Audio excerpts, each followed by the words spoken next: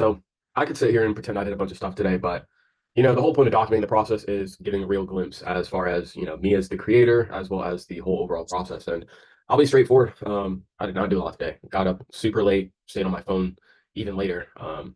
It just was not a productive day.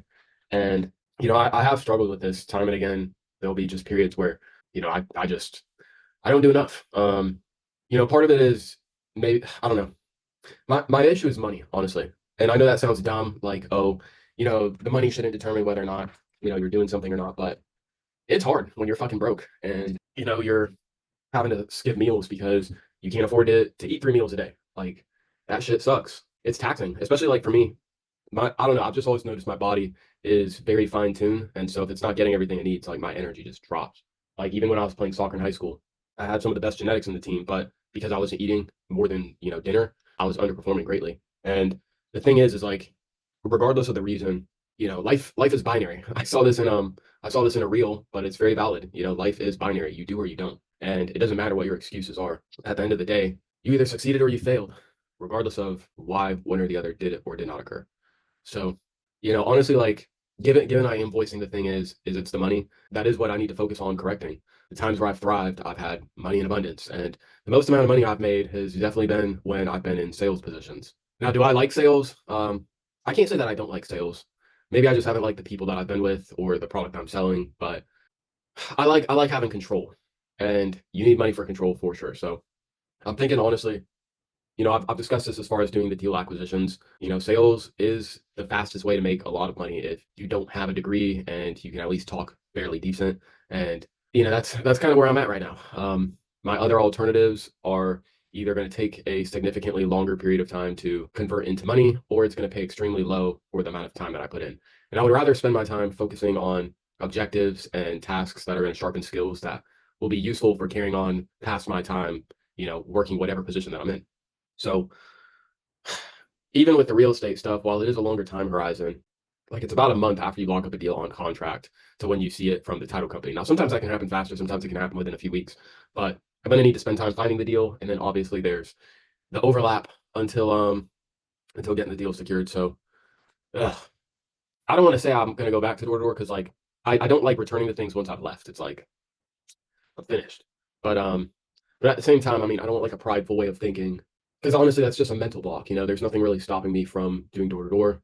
And you make a sale in a week, you're getting paid the next week. So given those sales companies are in their off time right now in their off season, the preseason kicks back in the start of November. And worst case scenario, if we have absolutely zero deals in the pipeline for deal acquisition in the real estate space, then sure, we might go back just to work every here now to make a couple checks and to float us through until we're closing deals on the real estate side of things. But I do want to focus on the real estate side because again, it's something that is a skill that regardless of what position I'm in, being able to craft a deal and being able to sell somebody on the deal are two very important skill sets. With doing door to door, you're not crafting the deal, you're just selling it, which is still a good skill to have, which is why I'm open to the idea of going back to doing some door to door stuff. I mean, I'm already doing that with the hurricane stuff, although I need to be doing more of it. But I need something that can pay me relatively quickly, and then I can work on the bigger paydays that might take a month to pull through. I need something to sustain myself because if you're going to make excuses for why you're not doing something, then eliminate the excuses. My excuse has been the money. My excuse has been not having enough food or not having a car. So the best way to fix that is resolving the issue. And then I can no longer use that as my excuse for saying why I'm staying in bed, until midday or not being productive with the time that I am awake. So ugh, I hate even having to record this to say it, but this is where I'm at, and it's the early start of the journey. And, sometimes in the movie, the hero of the movie starts off kind of, in the loser arc. And I can't say that I'm not in that right now. It's not a ideal situation that I'm living in, but it's the situation that I've created over the last couple years of just not being locked in. So I guess that's the biggest takeaway from kind of reflecting on these challenges. If you're gonna have an excuse for why you're not doing something, eliminate the excuse. And that is gonna be something that we're gonna have to work on. So, this is a good part too about talking about ideas openly because it causes your brain to think.